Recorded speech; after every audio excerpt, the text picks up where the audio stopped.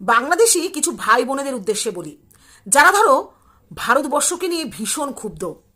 যদিও ভারতবর্ষই তোমাদেরকে স্বাধীন রাষ্ট্র বলে ঘোষণা করেছিল পাকিস্তানিদের হাত থেকে বাঁচিয়ে, কিন্তু তার প্রতিদান কিভাবে দিতে হয় শত্রু হয়ে সেটা তো তোমরা করে যাচ্ছ। কিন্তু এটা করতে গিয়ে তোমরা ভুলে যাচ্ছ তোমাদের ঘরেই কিন্তু আগুন জ্বলার টাইম এসে গেছে। না হলে ভাবো, তোমাদেরই সরকার রেল সরকারি কর্মীদের বেতন কমিয়ে দিচ্ছে।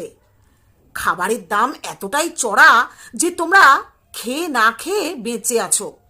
তাই বলি কি, অন্যের ক্ষতি তো অনেক হলো, এবার না হয় নিজের চরকায় নিজে তেল দাও।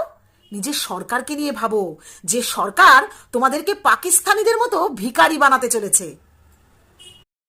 বাংলাদেশি কিছু ভাই বোনেদের উদ্দেশ্যে বলি, যারা ধরো ভারতবর্ষকে নিয়ে ভীষণ ক্ষুব্ধ।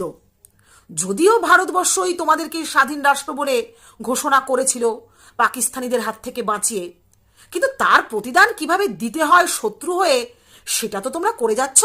কিন্তু এটা করতে গিয়ে তোমরা ভুলে যাচ্ছ তোমাদের ঘরেই কিন্তু আগুন জ্বলার টাইম এসে গেছে।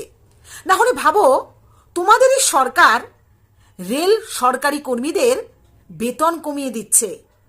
খাবারের দাম এতটাই চড়া যে তোমরা খেয়ে না খেয়ে বেঁচে আছো। তাই বলি কি, অন্যের ক্ষতি তো অনেক হলো, এবার না হয় নিজের চরকায় নিজে তেল দাও। নিজের সরকারকে নিয়ে ভাবো, যে সরকার তোমাদেরকে পাকিস্তানিদের মতো ভিখারি বানাতে চলেছে।